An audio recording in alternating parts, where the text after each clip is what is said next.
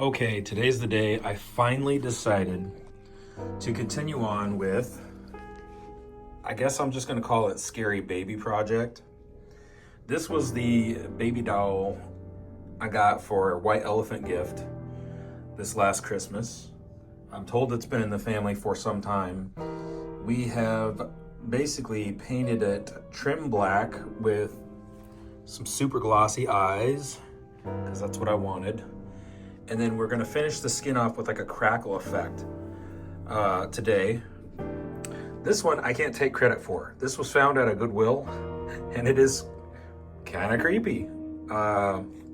Unfortunately, it's kind of worse for wear though. The paint's kind of coming off. Wasn't very well prepped for longevity. So we might have to revamp this one, but I do like the theme of what's going on here. It's definitely disturbing, so pretty cool and well worth the price. Good on my aunt for finding that treasure at Goodwill. But back to this.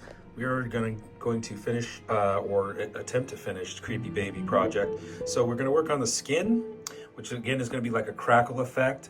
And then I was thinking like a grill, like a mangled creepy fang type grill, but like with some bling. So we'll see how that turns out. Stay tuned.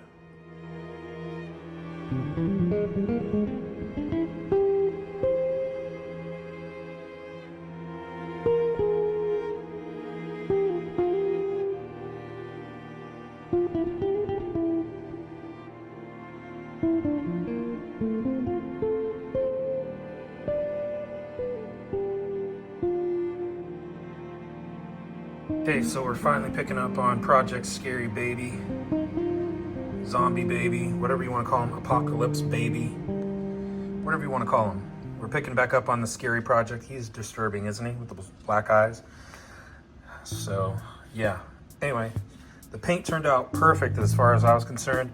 The thing with the Montana, I think it's called Montana paint or whatever, the crackle paint, is it was real chalky.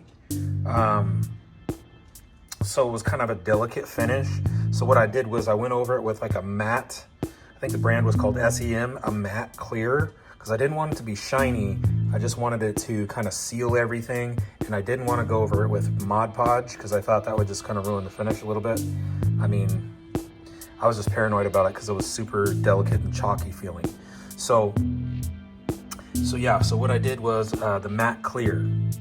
And so because of that, his eyes are not as shiny as what I would have liked. So we're gonna go back over it with this high gloss acrylic varnish, which is what I did the first time. So I'm just gonna do another coat of that on his eyes. Meanwhile, we've gotta make his tongue be just right. And I'm wanting like a black kind of snake tongue. So what I did here was a piece of copper wire, and then I tried to piece together with some air dry clay and some black paint. And this is kind of what I came up with, but I didn't like it.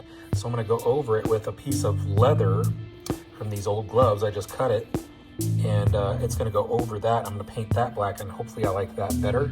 So that's the plan. Wish me luck. Okay, we're back for a minute. So after gluing my hands together several times, trying to get the leather to adhere to the copper wire, I said screw it. Plus it looked too bulky, so I just went ahead with plan A, and I did the original tongue here, as you can see. It is the color that I want it to be. The little fork at the end isn't as pronounced as I would like it to be. Maybe I'll build that up a little bit, I don't know. But I am gonna go over it with black paint again to kind of, make it look a little more lively.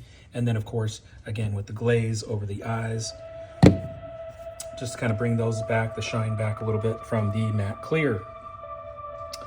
So, excuse me, it wasn't matte clear, it was satin clear. So that's all I had. I didn't want to go to the store, so it is what it is, satin. It's not quite matte, but you know what? I think it worked out just fine. And it sealed everything up the way I wanted it to. And this is actually ultimately the size and kind of shape at the time I wanted anyway.